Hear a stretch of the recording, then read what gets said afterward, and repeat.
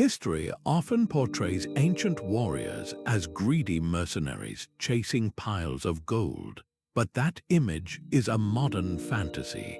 The most terrifying fighters the world has ever seen were motivated by forces far more powerful than wealth. This journey uncovers the real reasons behind their legendary fearlessness, completely reshaping your view of ancient conflict.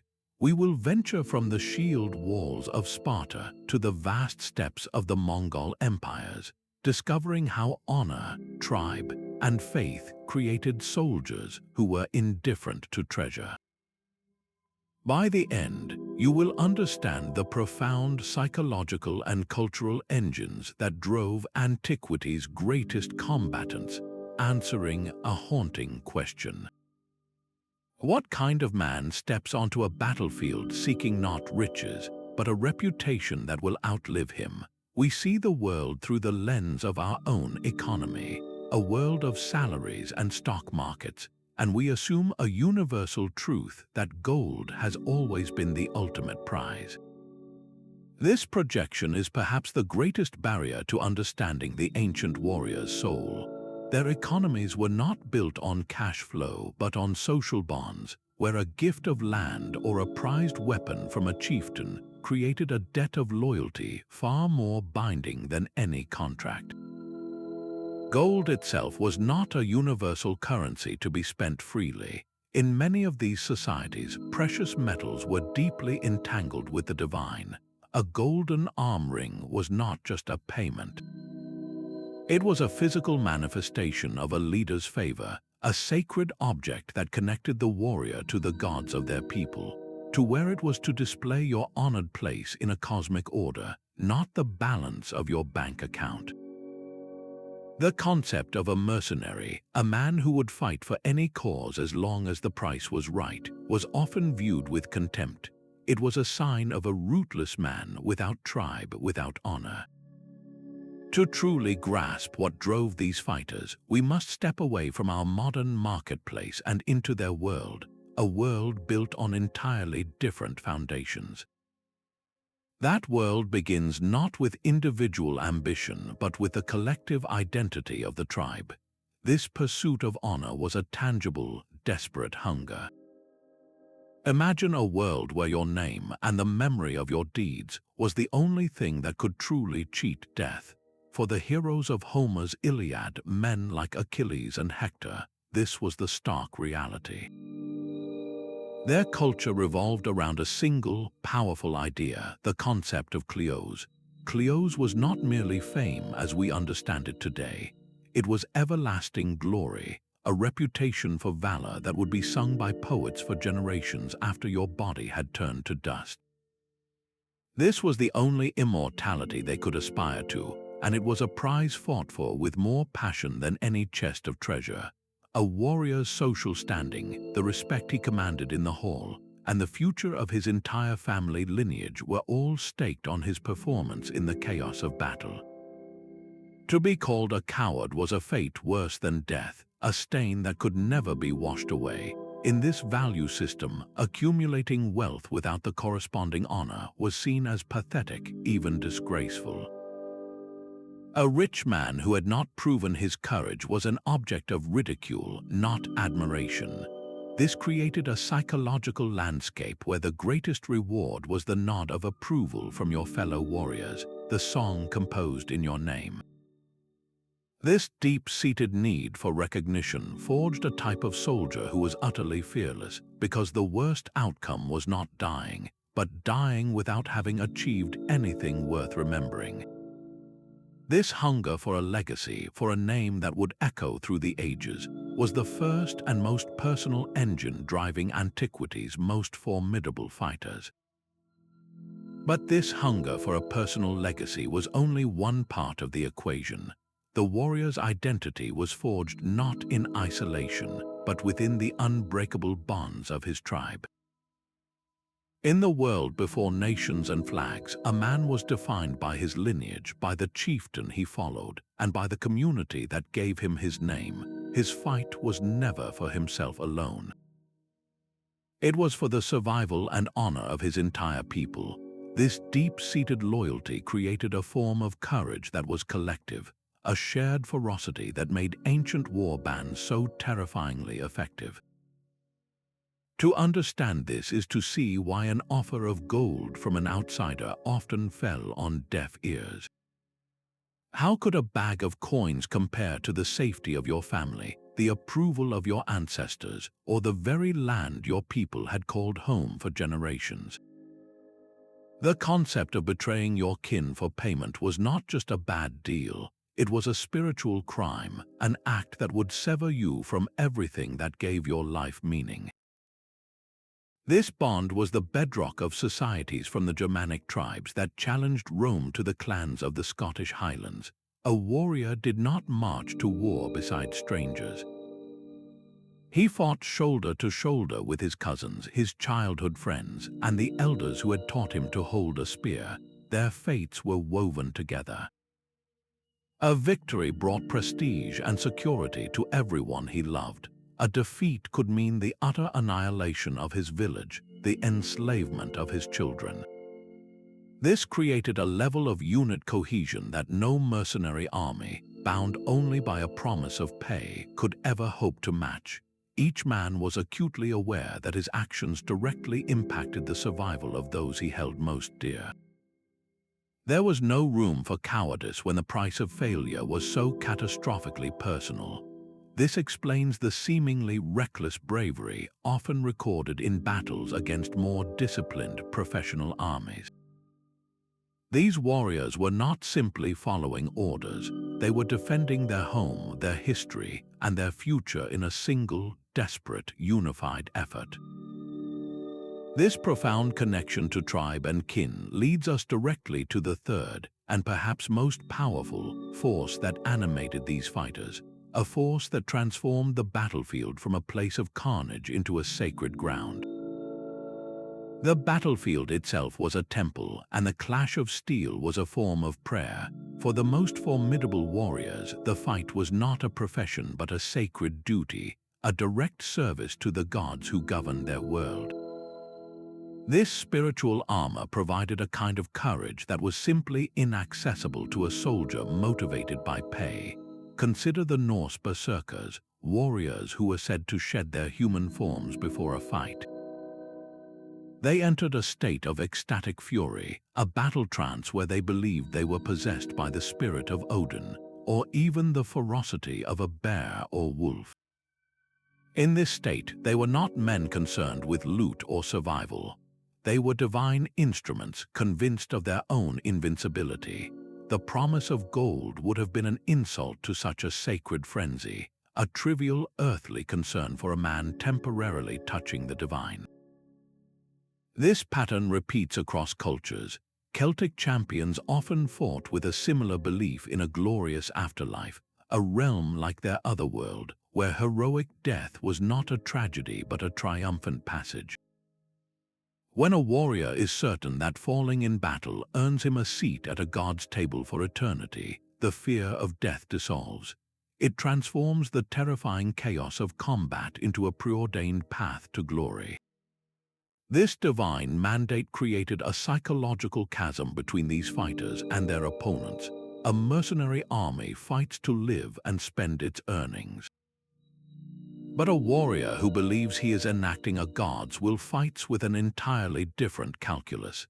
His objective is not just to win, but to perform his duty in a way that honors the divine, making him reckless, unpredictable, and utterly terrifying to face. This unshakable faith, however, was not just about the afterlife. It was deeply woven into a very practical system of survival and social order that sustained these warriors long before they ever set foot on a battlefield. A golden coin could not be planted in the earth to grow food for your children. This simple, brutal truth underpins the fourth and perhaps most practical driver of ancient warfare. For the vast majority of these societies, life was not an economy of money but an economy of subsistence. The true wealth, the only wealth that mattered, was the land itself. Fertile soil for crops, rich pastures for herds, and access to vital resources like fresh water or salt deposits were the difference between a thriving community and slow starvation. A warrior fighting for his homeland was not fighting for an abstract idea. He was fighting for the very ground that fed his family. This created a motivation that was as immediate and tangible as a clenched fist. When a chieftain promised his fighters a share of the conquered territory, he was offering them the ultimate prize, a future. A grant of land was not a temporary payment. It was a permanent foundation upon which a man could build a lineage, securing the survival of his name and his bloodline for generations to come. A handful of coins might buy a few seasons of comfort, but a fertile valley could sustain your descendants for a century. This explains why nomadic peoples like the steppe horsemen fought with such ferocity over grazing rights. Their entire way of life, their culture, and their survival were inextricably linked to the movement of their animals. A lost pasture could mean the death of their herds, and thus the death of their people.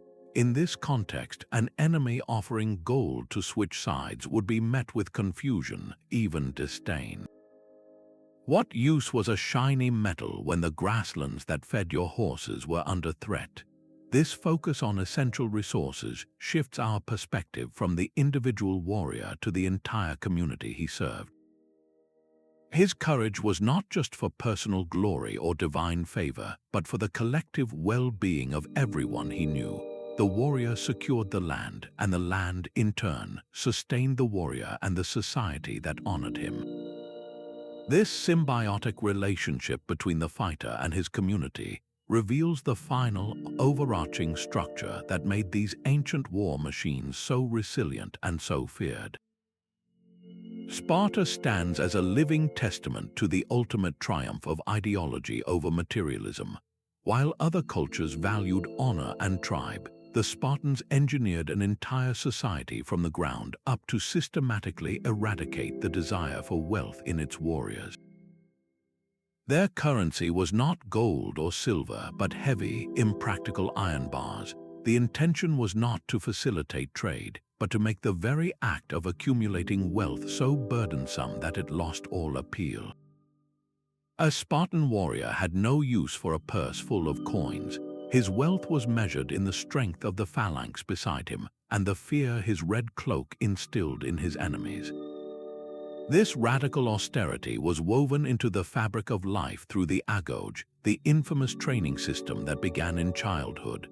Boys were taken from their homes and subjected to a life of hardship, discipline, and constant competition. They were taught to endure pain, hunger, and cold, not as punishment, but as essential components of strength. The goal was to forge a man whose loyalty belonged solely to Sparta, for whom personal comfort was a sign of weakness, and the greatest honor was to die for his city-state. In this system, a warrior's worth was determined by his courage and his unwavering place in the battle line, never by the possessions in his home. This created a soldier uniquely terrifying to face. An Athenian hoplite might fight bravely, but he also fought for the prosperous life waiting for him back in the city. A Spartan had no such life to return to. His entire existence was the military. This single-minded focus meant that in battle he had nothing to lose but his honor, and that made him virtually unstoppable. The Spartan model proves that when a society fully commits to an ideal, it can produce a warrior whose motivation is so pure, so detached from personal gain, that he becomes a force of nature. This profound separation from material desire raises a compelling question about our own modern assumptions. Yet the Vikings present a fascinating paradox. They are remembered as the ultimate plunderers, their longships synonymous with sacks of silver and gold. But to see them as mere pirates is to miss the deeper cultural engine that drove them across the seas. While the treasure was real and certainly welcome, it served a higher purpose. A chest of silver was not just currency, It was a prop in a much larger drama of social standing. Back in the fjords of Norway or the halls of Denmark, a leader's power was not measured solely by the size of his treasure hoard, but by his reputation for courage, luck, and decisive action. A successful raid proved that the gods favored him. It demonstrated his ability to navigate treacherous waters, to lead men into the unknown, and to return victorious. This reputation was the true capital of a Viking chieftain. A man with a great name would attract more followers, the very lifeblood of his power, while a man known only for his wealth, but not his valor, would be seen as weak, a target for rivals. The Icelandic sagas, those epic family histories, are filled with heroes who consciously choose the more dangerous path, the one that offers less plunder but far greater glory. They understood that a story of overcoming impossible odds would echo through the generations long after the silver had been spent. The ultimate ambition was to have your deeds composed into a poem, a saga, to be recited for centuries. In this light, the loot was almost incidental, a necessary token to fund the next expedition, to reward followers, and to build the feasting halls where those stories would be told. But this pursuit of a legendary name required a very practical foundation. The fame of a great warrior was worthless if his crew starved on the journey. This brings us to the crucial, often overlooked, role of logistics in shaping the Viking warrior's world. The ultimate Viking warrior was as much a master of supply lines as he was of the axe. Their legendary longships were not just weapons of war but the most sophisticated logistics system of their age, designed for speed, shallow drafts, and carrying just enough provisions to sustain the crew. This emphasis on mobility and self-sufficiency reveals a crucial truth.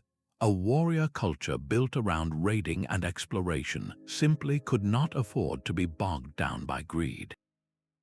Every extra ounce of weight in the ship was a sacrifice, a trade-off between potential plunder and the practical ability to reach a target and return home safely. This ruthless efficiency in logistics finds its purest expression not in the fjords, but on the vast, open grasslands of the Eurasian steppe. Here, the concept of traveling light was not a tactical choice but a way of life. The horse archers of the steppes, from the Scythians to the Huns and finally the Mongols, represent the absolute pinnacle of a warrior divorced from material burdens. Imagine an entire civilization on horseback, a society whose wealth was measured not in coins locked in a chest, but in the endless seas of grass that fed their herds. Their horses, sheep, and cattle were their walking, breathing treasury. These were assets that moved with them, that reproduced, that provided food, clothing, and shelter. A pile of heavy gold statues would have been a curse, an anchor tying them to one place and making them vulnerable. Their power was in their motion. This profound mobility translated directly into military terror. A Mongol tumen or division of 10,000 warriors could cover distances that would cripple a European army. Each man had a string of ponies, allowing him to switch mounts and maintain a grueling pace for days. They carried dried meat and fermented mare's milk, needing no slow-moving supply wagons. When they struck, it was with the sudden, shocking force of a natural disaster. They could appear where they were least expected, unleash a storm of arrows from a distance, and vanish back into the horizon before their enemies could even form ranks. How could a heavily armored knight, whose very identity was forged in the value of his expensive suit of plate armor, possibly compete with a foe who had no interest in facing him directly?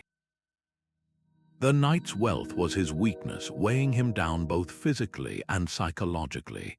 The incentive for the steppe warrior was not the plunder he could carry, but the future prosperity guaranteed by his leader. Loyalty to the Khan was paramount. In return for this loyalty, a warrior was promised a share in the ultimate prize, new grazing lands for his family and his herds. This was a promise of life itself, of a sustainable future for his children. The political power that came with successful expansion further cemented these bonds. A skilled fighter could rise through the ranks based on merit, earning command over more families and greater territories. This system created a form of meritocracy that was unimaginable in the feudal societies they conquered. Why would a warrior risk this upward mobility for a handful of shiny objects? The real treasure was the land beneath his horse's hooves and the honor earned in the eyes of his Khan. This fusion of extreme mobility, a merit-based structure, and a culture that valued essential resources over bling created the most formidable and expansive military force the ancient world ever witnessed. This structured system of non-monetary rewards reveals a profound truth about the Roman legionary. He was not a freelancer seeking a quick profit, but a career soldier building a future. His regular pay, the stipendium, was often just enough to cover his basic expenses for food, equipment, and camp dues. The real transformation, the life-changing reward, came after a full 25 years of service. For the auxiliary soldier who began his service as a non-citizen from a conquered province, this reward was nothing less than a new identity. Upon honorable discharge, he received a small bronze diploma, a personal copy of an imperial decree that granted him the coveted status of Roman citizenship. This was not a simple piece of paper. It was a key that unlocked the entire Roman world for him and his children. Suddenly, he could legally marry a Roman woman. His sons could aspire to political office, and his family enjoyed the protection of Roman law. He was no longer a subject, he was a part of the empire itself.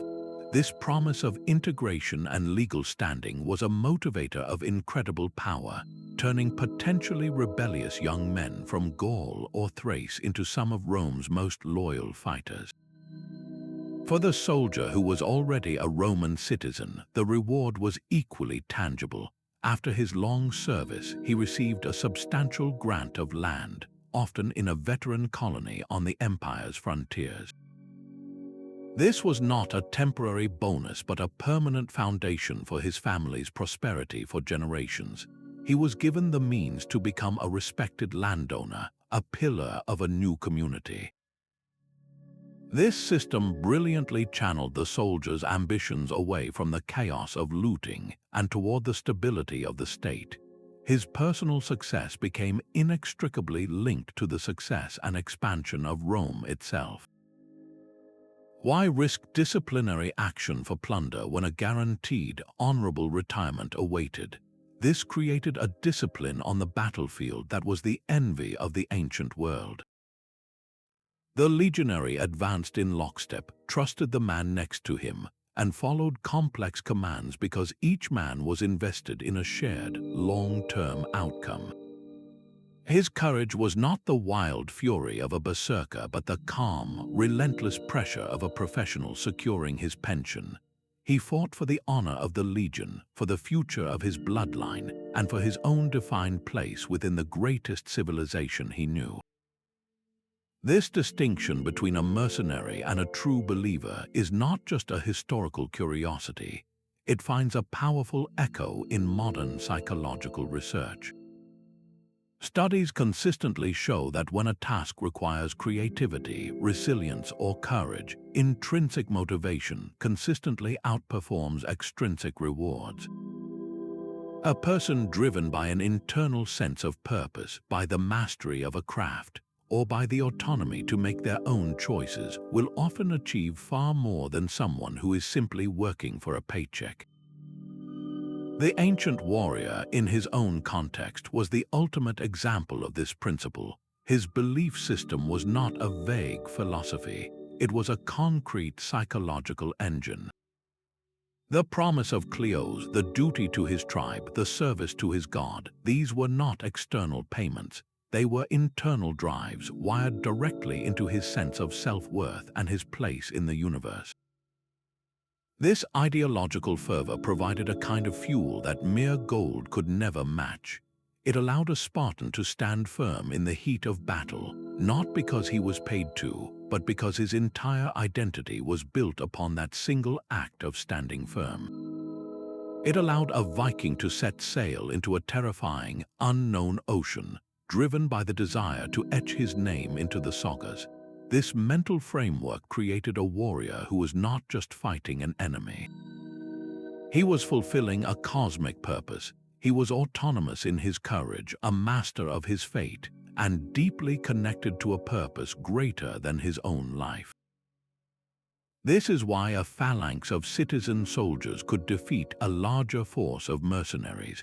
The mercenaries fought for a reward that existed outside the conflict. Their motivation was transactional.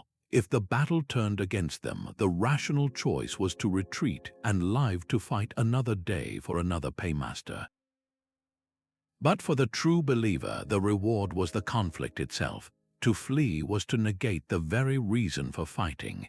It was to lose honor, to betray the tribe, to insult the gods. There was no life worth living after such a failure. This profound psychological difference often decided the outcome of battles before the first spear was even thrown. One army was a collection of individuals hoping to survive and get paid. The other was a single, ideologically unified entity, where each man drew strength from the conviction of the man beside him.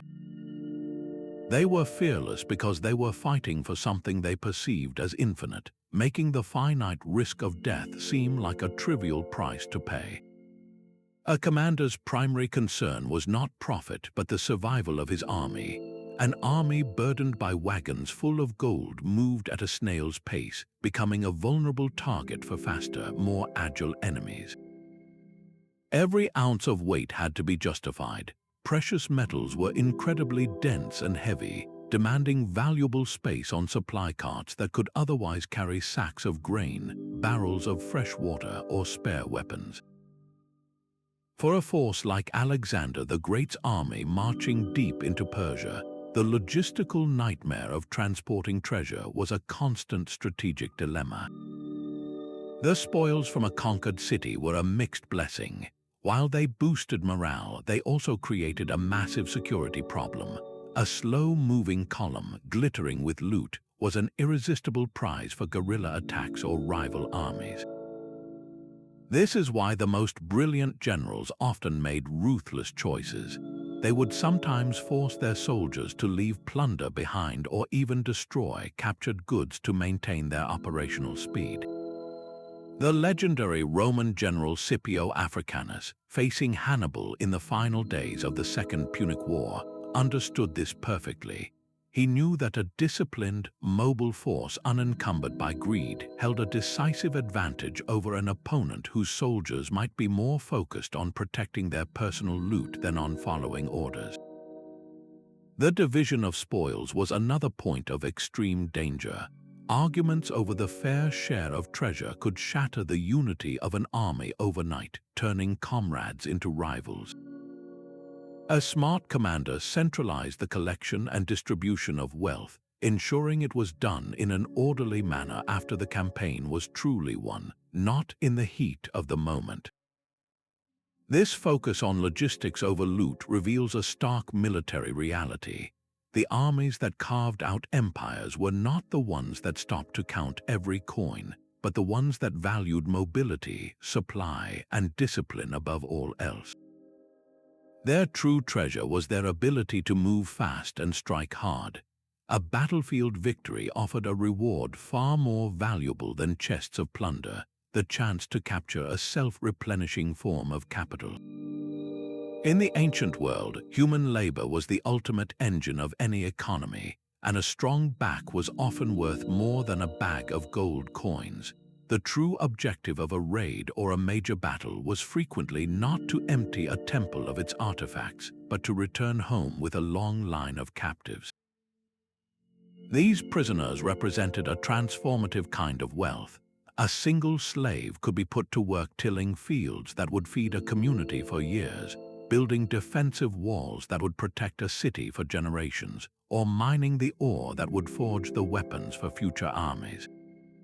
This was not a one-time payment to be spent and forgotten. It was an investment that continued to produce value long after the battle was over. This logic reshapes our understanding of ancient warfare's economic incentives. Why risk your life for a golden statue that would sit idle in a chieftain's hall when you could seize dozens of able-bodied men and women whose labor would directly enrich your entire tribe for decades? This focus on acquiring human resources turns the warrior into something more than a fighter. He becomes a procurer of essential capital for his people's future. The Celtic tribes of Europe, for instance, were known to engage in large-scale slave trading, with captives from battle being a primary source. Their warriors understood that a healthy prisoner was a walking, breathing asset. This system created a direct link between military success and the long-term prosperity of the homeland. The captured slaves would work the land, allowing the victorious warriors to focus on training for the next conflict, thus creating a self-perpetuating cycle of strength. This also explains the frequent references in historical accounts to armies taking great care to capture enemies alive, rather than simply killing them. It was not an act of mercy, it was a calculated economic decision. The value of a skilled craftsman or a strong laborer on the slave market could eclipse the value of the weapons he carried.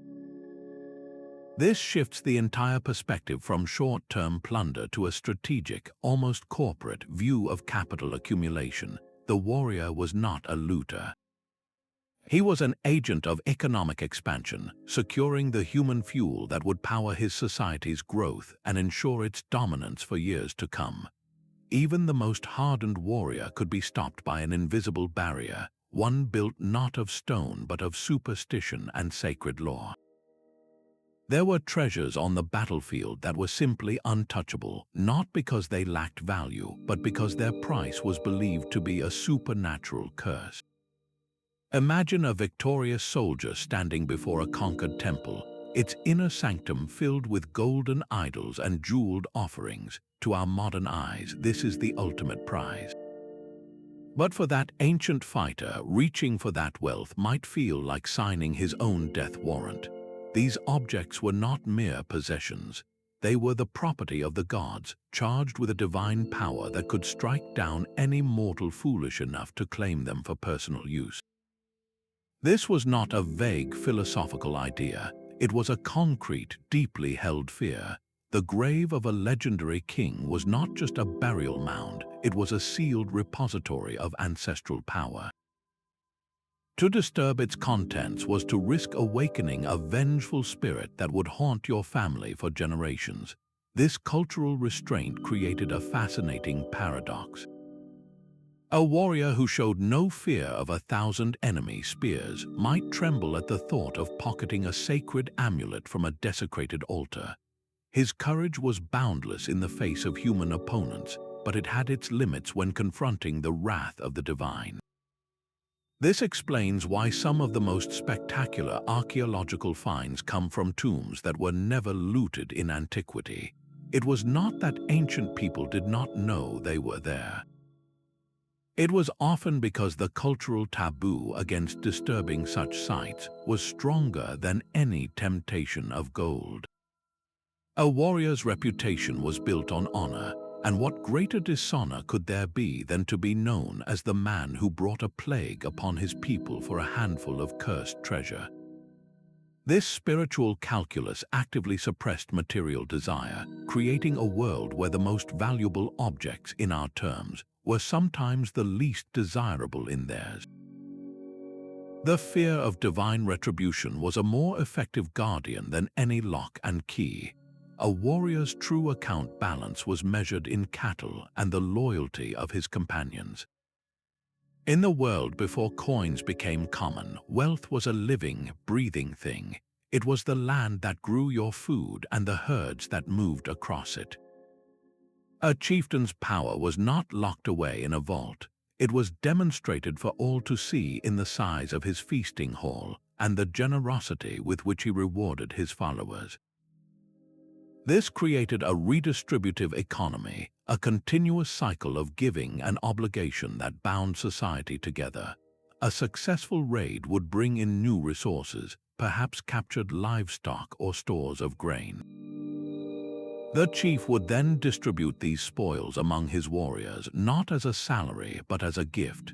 This gift was a public declaration of their worth, and crucially, it created a powerful debt. The warrior was now honor-bound to reciprocate with even greater loyalty and bravery in the next conflict. His social standing, his very manhood, was tied to his place within this network of reciprocal obligations. To be a man of worth was to be a man who both gave and received gifts generously. In this system, a pile of gold coins would have been almost useless. You could not eat it. It held no inherent value unless it was crafted into an arm ring or a torque, transforming it from a raw material into a symbol of honor within that very gift economy. The metal itself was far less important than the social transaction it represented. This is why ancient epic poems like Beowulf spend pages describing the gifts bestowed by a king, the intricate boar-crested helmets and pattern-welded swords. These items were the physical currency of reputation. A warrior fought not for anonymous payment but for a public reward that elevated his name and secured his family's place in the social hierarchy. His motivation was deeply woven into the fabric of his community's survival. To offer such a man a simple cash payment from an outside power would have been to profoundly misunderstand the economy of his soul. You were not offering him wealth, you were offering him social death, a rootless existence outside the bonds of loyalty and honor that gave his life meaning. This foundational difference in how value was assigned forces us to reconsider the very nature of ancient conflict. The story of the 10,000 Greek hoplites presents a fascinating contradiction. They were professional soldiers who took a Persian prince's gold, yet their legend is not about getting paid, but about an epic journey home against impossible odds. Their initial contract was purely financial, a business arrangement to help Cyrus the Younger claim the Persian throne. But when Cyrus fell in battle at Cunaxa, the entire foundation of their mission collapsed. The Persian king who hired them was dead, their paymaster was gone, and they were stranded over 1,000 miles deep in enemy territory. At that moment, the promise of gold became utterly meaningless. The primary motivation for every man instantly shifted from profit to pure survival. This is where the myth of the greedy mercenary shatters. Faced with annihilation, they did not disintegrate into a chaotic mob fighting over their remaining treasure. Instead, they demonstrated the very discipline and collective identity we have been exploring. They held an election in the heart of Mesopotamia, choosing new leaders, including the Athenian gentleman soldier Xenophon, whose account gives us this story. Their march was not a disorderly flight. It was a disciplined fighting retreat, a moving testament to the hoplite ethos that valued order, unity, and courage above personal gain. They formed a hollow square, protecting their non-combatants and supplies, and fought their way north week after week through hostile lands and freezing mountain passes. The reward they sought was not a purse of coins, but the sight of the Black Sea, and beyond it, their homeland. Their solidarity was born of shared peril, a powerful force that overrode any individual desire for wealth.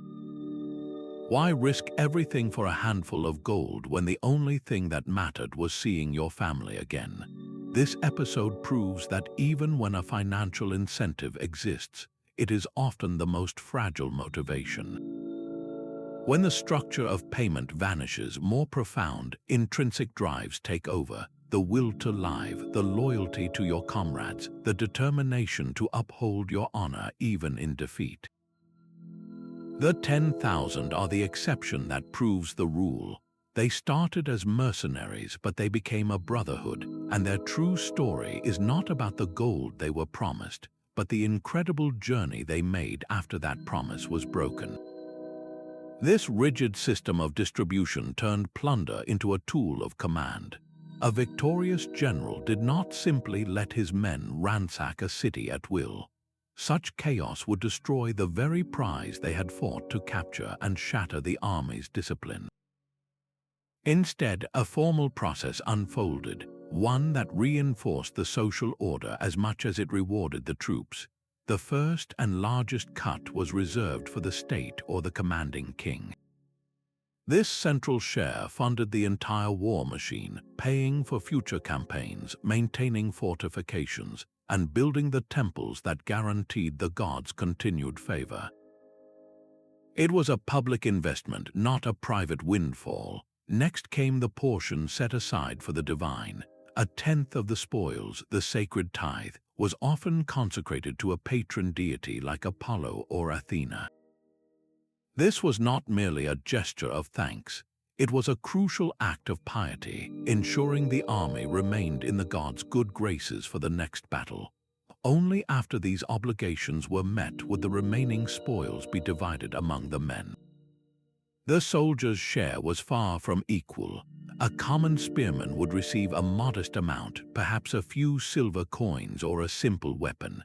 A cavalryman who had provided his own expensive horse and equipment would be allotted a larger portion. Officers and heroes who had displayed exceptional valor in the fight were granted correspondingly greater rewards, a public acknowledgement of their crucial role. This wasn't about greed, it was a meticulously calibrated system of honor. The value of your share was a direct measure of your worth to the army, and by extension to the society it protected. For the average warrior, the tangible reward was often less important than the recognition it symbolized. A small bronze coin received from the hand of his general in a formal ceremony could mean more to his standing among his peers than a hidden sack of gold stolen in the chaos. This structured approach prevented the bitter infighting that could destroy an army from within. Why would a soldier risk his life for a pittance? Because the system was designed to make him see his reward not as a payment, but as a testament to his place within a greater whole. His small share was proof that he had contributed to a victory that enriched his entire people, from the gods above to the state that provided his future security. The ultimate prize was not a treasure chest but the quiet knowledge of your own excellence. This idea finds its purest expression in the ancient Greek concept of arete. For us, the word virtue might sound a bit moralistic, but for a Greek warrior, arete was something far more dynamic.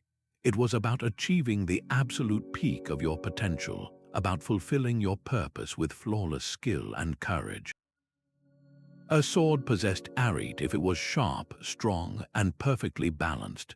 A horse had arete if it was swift and brave. For a man, arete was the relentless pursuit of becoming the most effective, honorable version of himself, especially in the chaos of battle.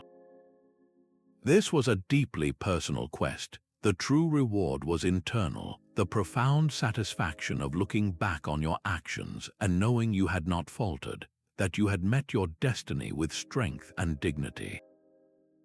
Imagine the mindset this created. A warrior driven by arete did not fight primarily for the spoils that would come after. He fought for the moment itself, for the opportunity to demonstrate his quality. The clash of shields became a test of character, a chance to prove his worth not to a chieftain, but to his own demanding standards. External rewards like gold or land were almost incidental, pleasant consequences of a much greater internal achievement. This philosophical framework provided a motivation that was entirely self-sustaining. It did not rely on the promise of a payment that might never come, or the approval of a leader who might fall. The drive came from within, a constant burning need to live up to an ideal. This explains why figures like the Homeric heroes could be so concerned with their legacy. It was not simple vanity. It was the outward reflection of their internal arete, the proof that they had truly excelled. This pursuit of personal excellence created a soldier who was disciplined, focused, and resilient, because for him, every battle was ultimately a judgment on his own soul. A terrifying reputation was a shield that could protect an entire people without a single drop of blood being spilled. When an enemy army, marching confidently toward a frontier, heard the whispered name of their opponent, that confidence could shatter in an instant. The very idea of facing the Spartans at Thermopylae, or the seemingly supernatural fury of the Norse berserkers, or the horizon-blackening hordes of Mongol horsemen, was often enough to break their will to fight. This psychological dominance was a strategic asset more valuable than any cache of weapons. It was a form of social capital meticulously built over generations through relentless demonstrations of courage and a complete refusal to yield. A community known to produce such warriors enjoyed a powerful deterrent. Potential aggressors would think twice, then 3 times before risking an attack, knowing the cost of victory would be unspeakably high. This fearsome brand was so potent that it had to be protected with the same ferocity as a city's walls. A warrior who broke ranks during a battle to loot a corpse, or who hesitated in the charge to secure a piece of jewelry, was not just disobeying an order. He was actively undermining the collective reputation that kept his homeland safe. His momentary greed could shatter the illusion of invincibility, telling the enemy that these legendary fighters could, in fact, be tempted and distracted by mere wealth. This is why the most disciplined warrior cultures enforced such strict codes of conduct before, during, and after a battle. The image of a unified, stoic phalanx, utterly indifferent to the spoils of war until the victory was absolute, was a terrifying spectacle. It projected an aura of cold, professional inevitability. They were not a rabble hungry for plunder. They were an unstoppable force of nature, and that perception was their greatest weapon. Why would a warrior sacrifice immediate, tangible riches for something as abstract as a reputation? Because he understood that in the long run, a name that could make enemies flee without a fight was the ultimate form of security for everyone he loved.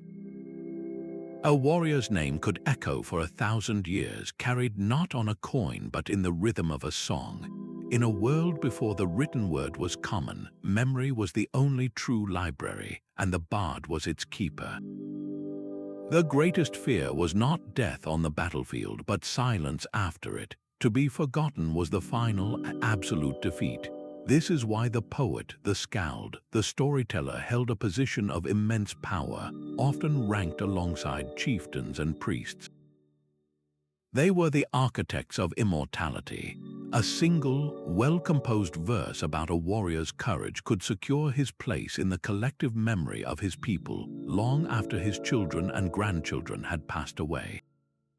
The epic poems we read today, like Homer's Iliad, were not mere entertainment for the ancient Greeks. They were a sacred national archive, a curriculum of heroism that defined what it meant to be a man of worth. Every young boy listening to the tale of Achilles was not just hearing a story.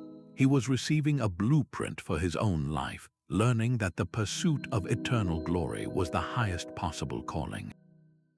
This system created a powerful feedback loop. A warrior knew that if he performed a deed of extraordinary valor, the bards would sing of it. His act would become a new stanza in the ever-growing saga of his people, inspiring the next generation to equal or surpass his bravery. The reward was instantaneous and eternal.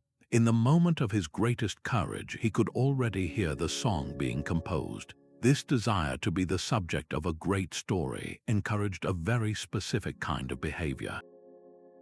It did not reward the warrior who lingered at the back of the fight to loot the dead.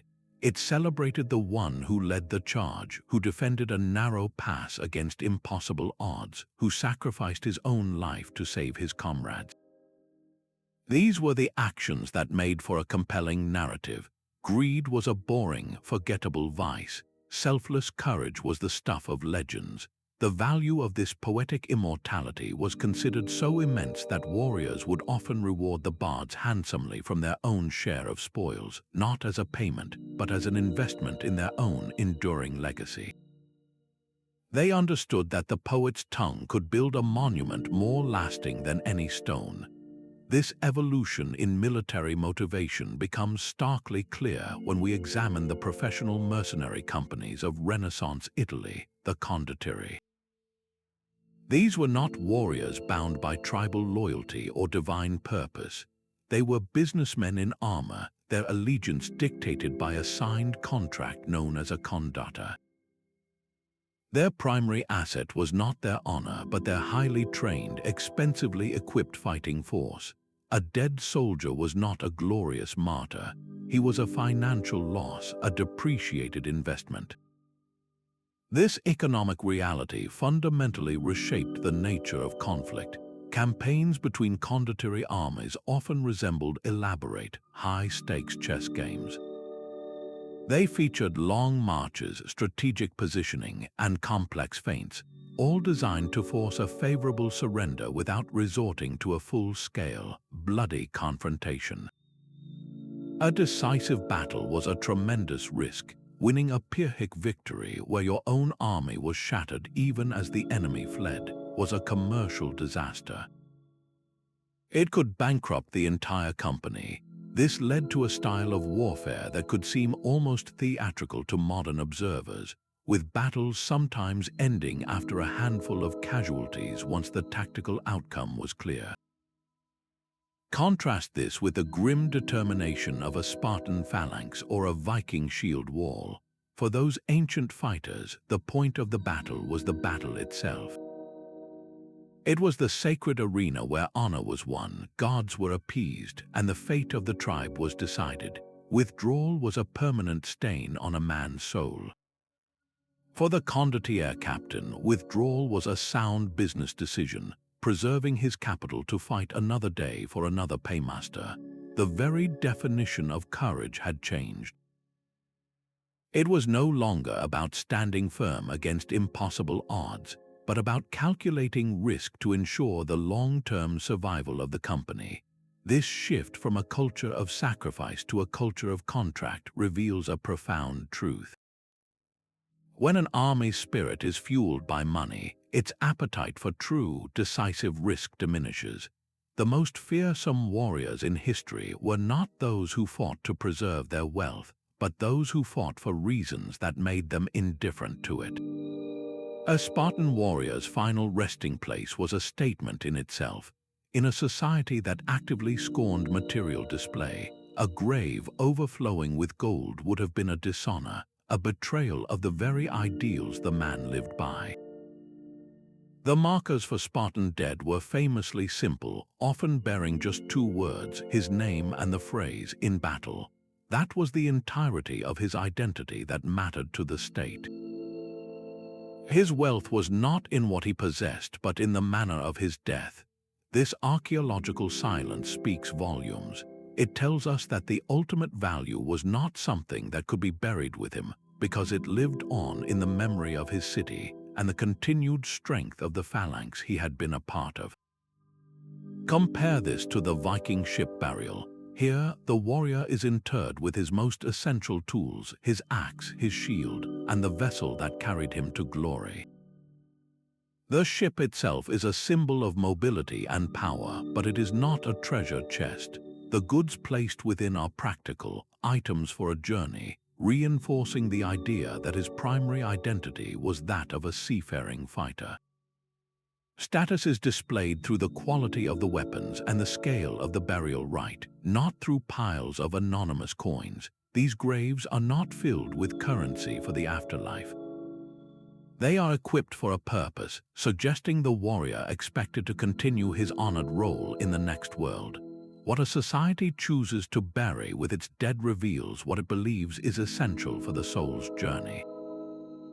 For these cultures, the soul was a warrior, and its most necessary possessions were the instruments of its honor. This pattern forces us to look past the rare, spectacular hoards of gold that capture headlines and instead focus on the thousands of simpler graves that tell the true story.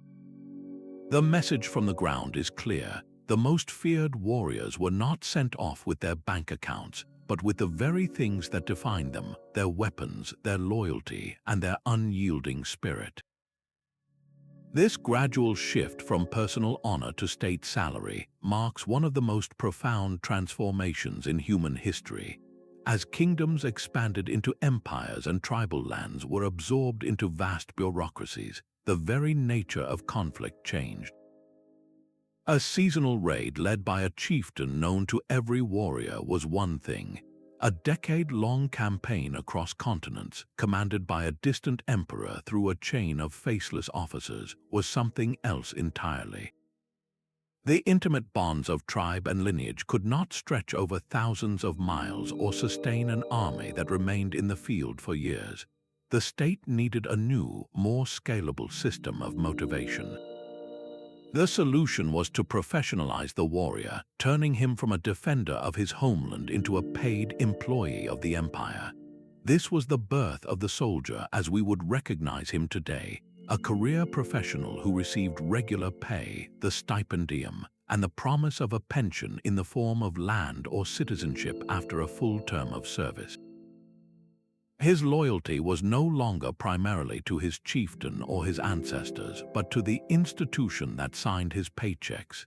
This was a practical, necessary evolution. A massive, complex state could not be defended by a part-time militia motivated by personal glory. It required a standing army, a permanent tool of policy that could be deployed anywhere for any length of time. And such an army required a predictable financial fuel. This transition fundamentally altered the warrior's psychology. The question was no longer, how will my deeds be remembered in the songs of my people? It became, will my pay arrive on time and will my pension be honored? This was not a decline in courage, but a rechanneling of motivation. The professional soldier of Rome could be just as disciplined and effective as the tribal warrior of Germania, but his resilience came from a different place. It was the resilience of a civil servant, dependable and steady, rather than the explosive, transcendent fury of a man fighting for his very soul. This evolution helps us see the ancient era of tribal warfare as a distinct and remarkable chapter. It was a time when the most powerful incentives were not financial, but personal and spiritual. This system produced a warrior who was fearsome precisely because his motivations were alien to our modern understanding of economics. He was not a rational actor seeking to maximize profit. He was a believer fighting for a place in a story that would outlive him. The Spartans' honor, the Vikings' quest for a saga, and the Mongols' drive for new pastures were never isolated forces. They wove together into a psychological armor far stronger than any metal. A warrior did not march to war with one motivation neatly separated from the others. His desire for personal glory was inextricably linked to his duty to protect his tribe. His religious fervor, the belief that the gods watched his every move, gave him the courage to fulfill that duty. And the practical need to secure fertile land for his family gave all of these abstract ideals a tangible, urgent purpose. This was not a simple checklist of incentives. It was a self-reinforcing web of meaning. The promise of a song about his bravery would mean nothing if his people were enslaved. His loyalty to his chieftain would falter if the tribe faced starvation. But when all these elements aligned, they created a fighter who was psychologically invulnerable to the temptations that would break a mercenary. Gold was not the goal. It was at best an occasional byproduct, a token that might be used to fund the next expedition or craft an arm ring that symbolized the honor he had already earned. The true rewards were intangible yet infinitely more compelling. They were the respect of his peers, the security of his lineage, and the profound conviction that he was playing his part in a cosmic order. This complex value system is the key to understanding their legendary fearlessness. It reveals that the most formidable armies were not collections of individuals seeking profit, but unified cultures where every warrior fought for a shared story, a common destiny. They were formidable because their motivations were rooted in things that could not be taken away, only earned and defended. This profound interconnection of purpose is what truly separated the legendary from the merely paid, demonstrating the incredible power of meaning over money in the human spirit. The legacy of these warriors carves a deep question into our modern consciousness. What truly unlocks the highest levels of human courage and commitment? Their answer, echoed across shield walls and steppes, was not a chest of gold but a constellation of internal values. Honor, loyalty, faith, and an unbreakable bond to community were the currencies that built empires and forged legends. This was a form of motivation that material wealth could not purchase and could never corrupt. In an age where our own drives are so often framed in financial terms, their stories stand as a powerful testament to a different kind of engine, one powered by meaning and belonging. The psychological